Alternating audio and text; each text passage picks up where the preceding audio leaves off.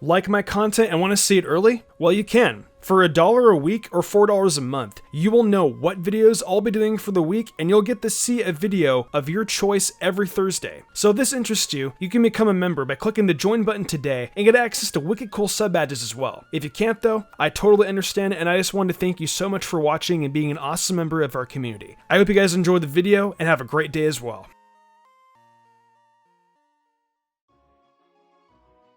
As you guys can see by the thumbnail for this video, today we're going to be continuing our ranking the gym leaders in the Pokemon games with a stop in Unova. This one is going to be a little different than the entries in this series we have prior, as I'm counting both Black and White and Black and White 2 here. So we've got 11 gym leaders involved today. For the few that are part of just Black and White, I'll naturally be using only the teams for that version of the game, and every other leader will use their Black and White 2 teams. Also, in regards to Drayden and Iris, I naturally am just ranking Drayden on his own, since in Black and White they have the same teams, and of course in Black and White 2, Drayden is the leader all on his own. So now that we've got these few details out of the way, let's get right into things with the weakest gym leader, or gym leaders rather. That's right, we're starting off with the first gym challenge in Black and White, the Striaton Gym and its leaders, Chili, Silent, and Cress. You guys have gotten used to seeing the first gym leaders in the region appear here at the bottom, and honestly these three are quite possibly the weakest of them all. You end up facing the leader who actually has the advantage over the typing of your starter, meaning you're going up against either a grass, fire, or water type. However, a very quick trip east of the city will bring you to the Dream Yard, and from there, you'll get your own monkey that will have an advantage over the opponent. Truth be told, it doesn't get any easier than this, because they're literally handing you an easy victory. Your starter can handle the Lillipup, and then your monkey will handle theirs. It's as simple as that. I don't know why Game Freak went out of their way to use the first gym in Black and White as a tutorial for type advantages, but in doing so, they definitely made it ridiculously easy. The next gym leader in the rankings is the third gym leader in either games, Berg. The Castelia City leader is a master of the bug types, but that doesn't exactly help him in becoming a great gym leader. There isn't a lot of challenge in his team, which suffers from a pretty big issue in its weaknesses to fire and flying. He has got a level 22 Swadloon, a level 22 Dwebble, and a level 24 Leavanny. Now, that Leavanny can put up a bit of a fight with some decent stab moves for the point in the game, but honestly, if you go there with a Pig Knight, you'll walk out with a very easy win. Though if you did happen to start the game with Oshawott or Snivy, you'll still be able to get through the battle with major ease, as long as you have a Tranquil on your side that has got a flying move like Air Cutter, which is learned as a Pidove at level 15. We all know the bug typing isn't all that threatening anyway, but in Unova, it may as well be a joke when it comes to the gym challenge. Following up next is the first gym leader of Black and White 2, the rival turn leader, Charon. Now, this might seem a little surprising to see Charon above other gym leaders, as he is just a plain normal type gym leader, but there is some difficulty in battle against him. He has a Lillipup at level 13, and a Patra at level 11, and while you can definitely get your starter in any other Pokemon up to that level, and have a relatively easy time dealing with these guys, the problem lies in the fact that they use Workup. Just one Workup will boost their attack stat up a stage, and suddenly turn Tackle into a much stronger move. A level 13 Tepig may be strong, but a Stab Tackle from a Lillipup that's been boosted just once could very well one-shot it. Like I said before, this battle is rather easy, but what could happen from a setup move being so paramount in an early battle like this makes things a lot more unpredictable and thus a little more difficult. The gym leader following up on Charon is actually the leader he sort of replaced, Lenora. While Charon is the first leader in Black and White 2, Lenora is the second one in Black and White. However, they're both normal type gym leaders, and on this list, I've got to say Lenora is at least better than Charon. The big thing I think that sets her ahead of him is definitely Lenora's Watchhog. It's level 20, and it features a relatively good moveset led by Retaliate. It's got a very powerful dark type move in Crunch, and potentially annoying move with Hypnosis. Admittedly, Lenora is sort of in the same boat as Charon, as you can destroy your starter and a few other Pokemon at her and take her out without a huge problem. Though it's very possible that you'll run into a stopgap when a level 18 Herdier lowers your attack stat with Intimidate. Between Leer being on both Pokemon and some powerful stab at their disposal, Lenora's Pokemon can definitely give you a hard time, but they're able to be dealt with for the most part.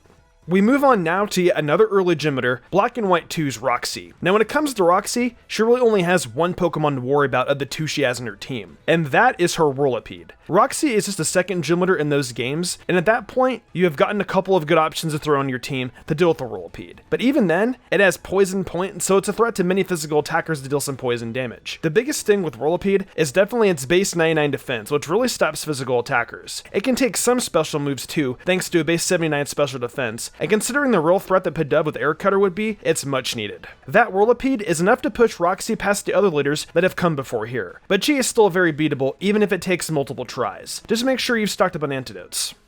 Ah, crud. Mystic messed up again. Time to type in the comments section. Mystic gets antidotes. Magnemite. Am I a joke to you? Got him. Well, it actually depends on whether you want to have the Magnemite on your team or not. If you do plan on using Magnemite, then you can argue Lenora can be stronger than Roxy. Without the Magnemite, I would say Roxy is more difficult. It just depends on what team member you want. Wow.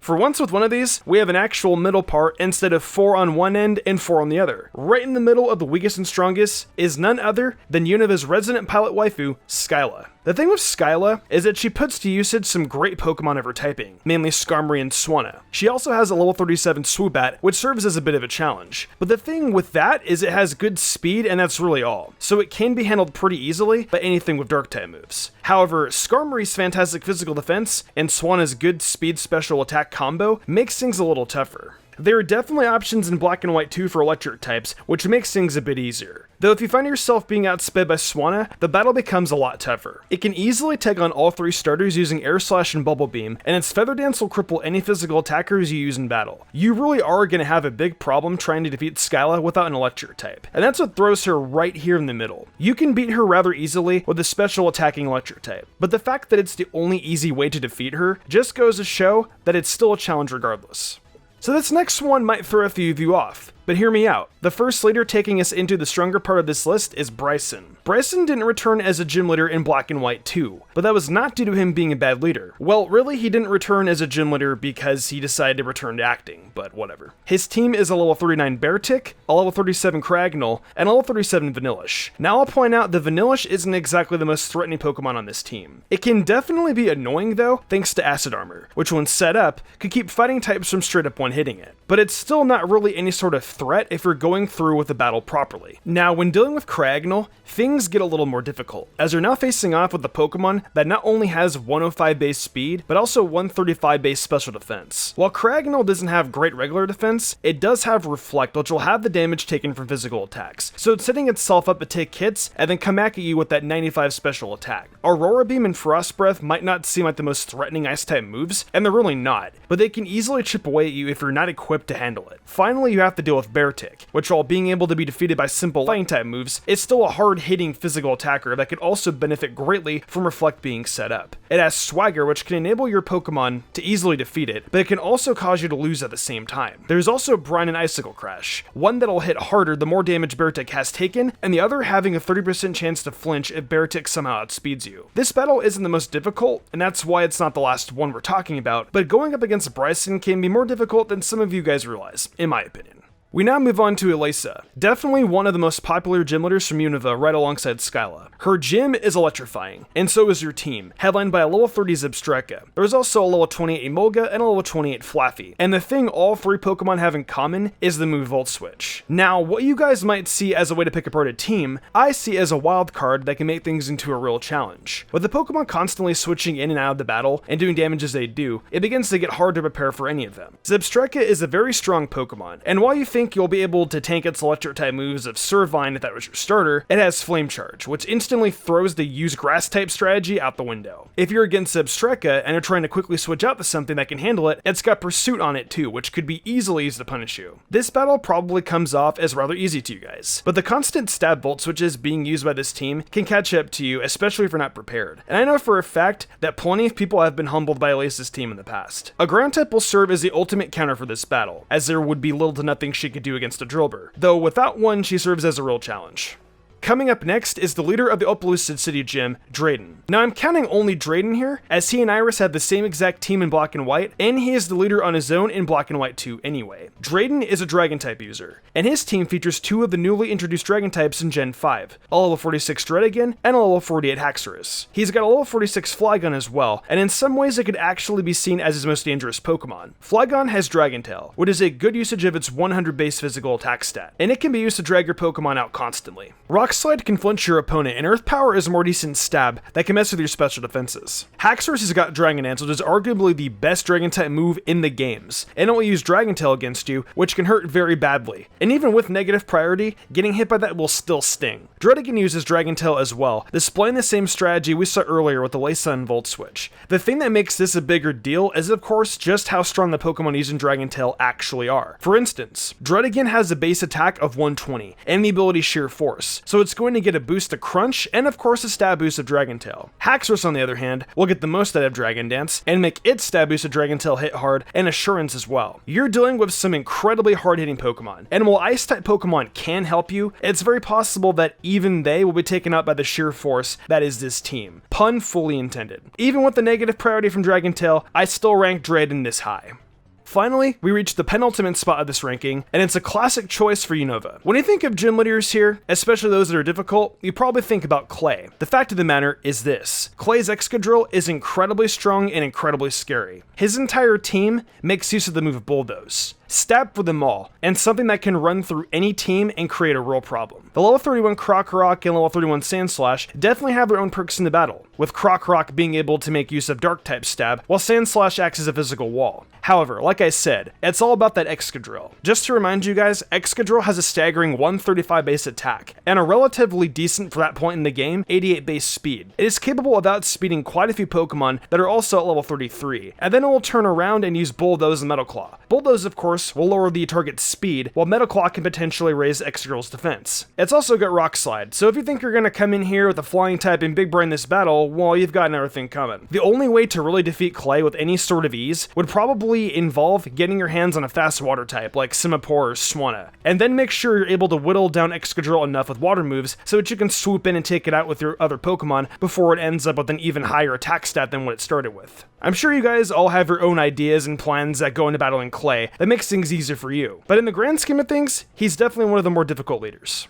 Finally, we reach the strongest leader in my opinion in Unova, Marlin. He is the final character you face in Black and White 2, and a master of the water typing. He's got a level 49 Carracosta, a level 49 Wailord, and a level 51 Jellicent, all of which pose a true challenge in battle. Starting with Carracosta, obviously a strong grass type move has a good chance of taking you out in one hit. Well, I would say that, but it does have Sturdy, and thanks to Sturdy, it has at least one chance to go for Shell Smash, which will up its speed and attack by 2 stages while sacrificing defenses. Though when you're left with just 1 HP, that doesn't matter too much anyway. Smackdown and Scald become big threats in the battle, with a looming chance of being burned hanging over every move. And while Carracosta can still probably be defeated quickly, there's a real possibility that any random trainer could find themselves suffering big time. Next is that Wailord, and it's got an insane amount of bulk with its 170 base HP stat. It also carries Amnesia, which raises its special defense by 2 stages, and it turns into a truly specially defensive wall. It can get very annoying trying to get around this Wailord if you're not set up with a good physical attacker, and even then, its bulk allows it to take quite a few hits and come right back with the Scald, which, as I've already mentioned, can cripple your physical attackers. Wailord is built to not easily fall, but that won't stop good trainers from being able to take it out with proper planning in battle. Finally, you have to deal with the always intimidating Jellicent, a staple of competitive back in Gen 5, and yet another bona fide specially defensive wall. This Jellicent has the ability to recover, which is always annoying, but its combo of Brine and Scald are really worth noting here. While it spends plenty of time in battle using Scald in an attempt to burn your team, it'll lose enough health to drop beneath half. From there, it has the option to catch you with a Brine that will inevitably be 195 base power with Stab, or recover back to a high HP and continue to hit you with Scald. Then you need to worry about the wildcard move that is Ominous Wind, which has a 10% chance to increase all of Jellicent's stats by a stage. This battle is no joke, and definitely fitting of being the final stop between you and the Unova Elite Four in Black and White 2.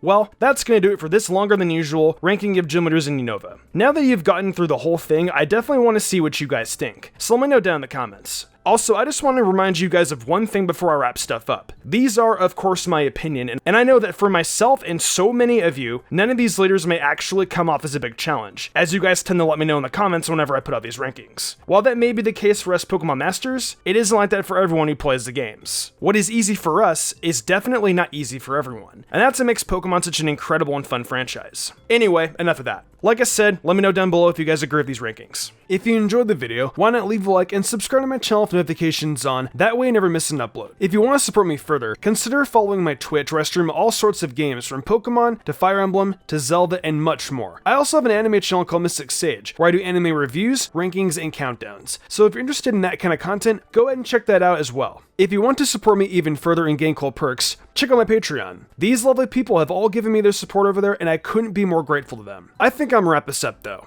I'm Mystic Umbreon, and I will see you in the future for more awesome Pokemon content.